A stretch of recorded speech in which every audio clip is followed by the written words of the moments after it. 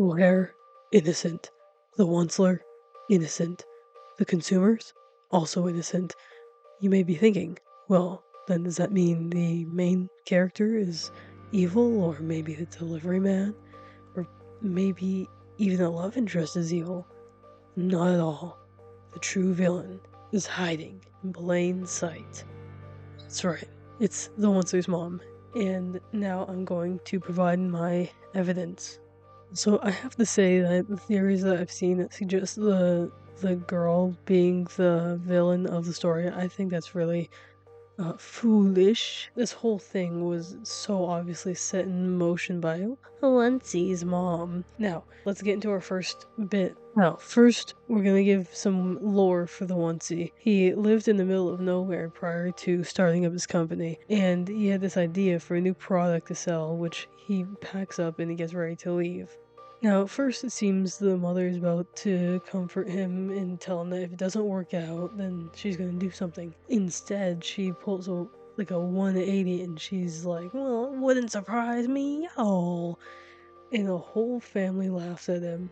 And after being laughed at, he sets out for the Oregon Trail. Now, this scene is where the first seed of self-doubt has been planted. Now he heads through a bunch of different lands, and he gets to a forest where the truffula trees are. He begins his business, he sets up his house, and he cuts down a tree, from which the Lorax comes out, and he has his whole speech about it. And then after this event, the animals attempt to assassinate the Onceler by finding him and throwing him in a lake. And then once he wakes up and he survives the attempt, he agrees, after having his life threatened, he agrees to only take what he needs from trees to make his needs and not to cut down the entire tree. And the animals invade his home the next morning, and he decides to show off the need to them, and they're not very impressed, which only further cements what his mom had said to him before. The Onceler tries to advertise to crowds of people, and they also don't really like his idea. Doubt is rooted further and further into his mind now. But then something happens, someone wears it, and then everyone starts to think that it's also cool. And in his excitement of seeing how many people enjoy his product, he tells his family. And then they pull up really soon in their giant van. And then the mom says, when the mom comes out, she says that she always knew he would be successful. And the Onceler says she told him he would never amount to anything. And it's worth noting that he tells her directly about the psychological damage that's done to him long term, but she tries to brush it off by saying, oh, I was just trying to motivate you.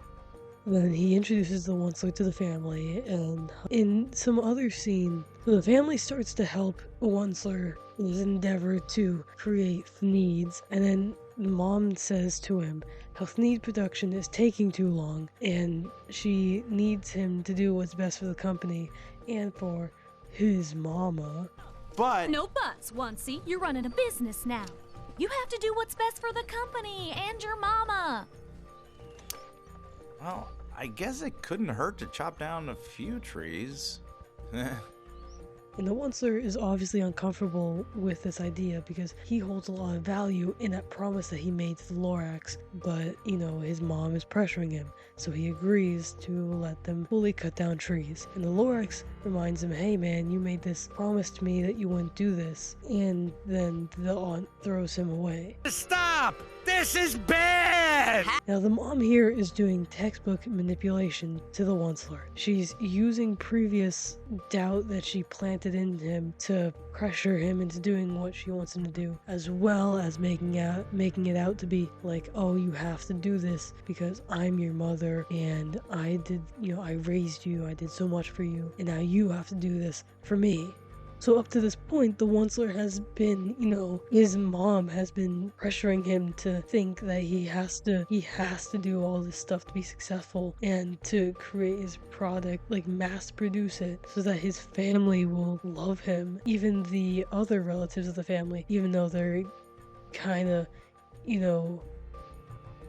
different, they're just, it's like the mom is trying to convince him that all of them are gonna hate him if he doesn't follow her every instruction, her every order. And then since he's grown up with this woman, telling him that he's not gonna be good enough, then when he finally goes out on his own, any slight, rejection or any slight amount of people not thinking, immediately showing him that they think that his product is amazing. To him, that seems like, oh my god, my mom was right. Like, everything I make means nothing and I should give up right now. He doesn't, like, his parents haven't taught him to understand that rejection is gonna happen and that he has to, put forth the effort to prove that his product is worthwhile. He's taking these rejections, he's taking this criticism, and he's thinking that it means end of the world to him, essentially. So then, when it finally does work out, now he's like, oh, my previous beliefs were wrong.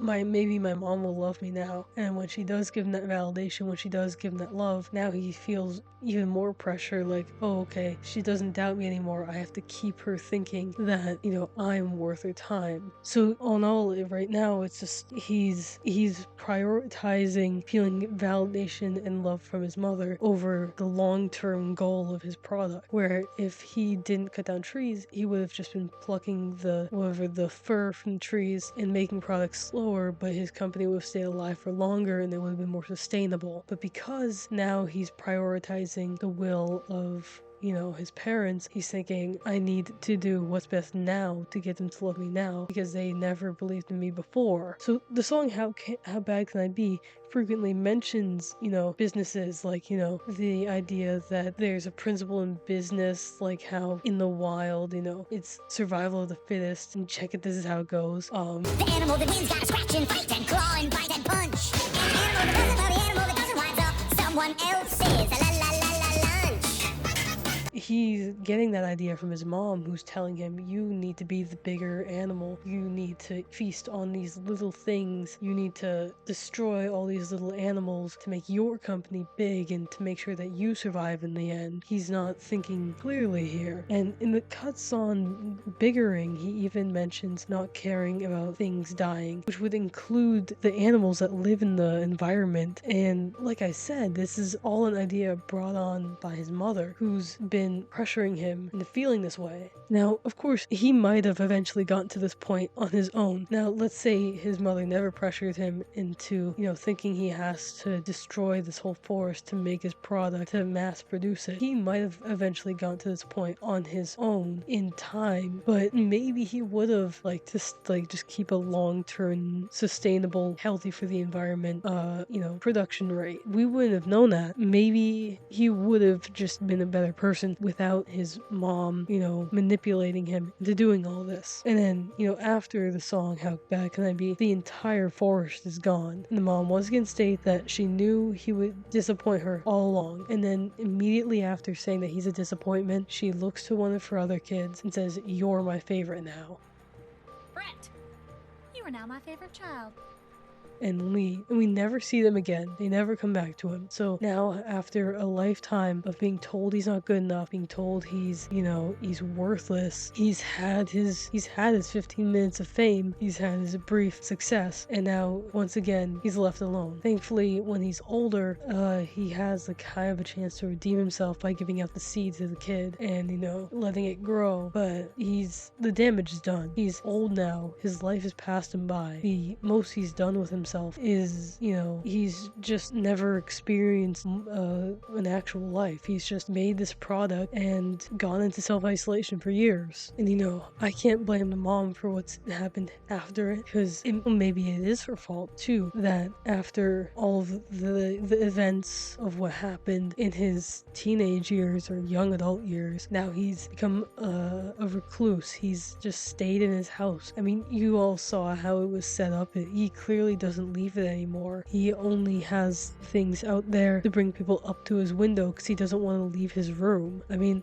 he has some major psychological damage from what's happened, and that was most definitely brought on by his mom, making him think he's never going to be anything. And then all of this happens, and he thinks, well, now I can't show my face anymore. And at the end of the movie, when he does leave and he sees the Lorax again, can he still recover? Can he go back to living a normal life for however many years he has left? We'll never know. I couldn't couldn't give you an answer because the Onceler, in my eyes, is a very tragic character.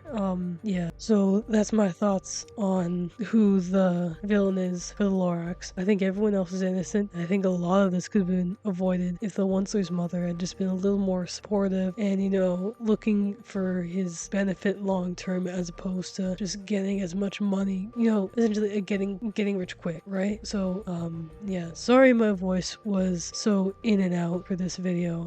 I've been sick for about a week now, but I really wanted to make this video and I hope you guys enjoy it. I don't know if you guys are interested in this, but regardless, I was excited to make this and I'm gonna be thinking of more videos to make for you guys. Anyways, I love you. Bye.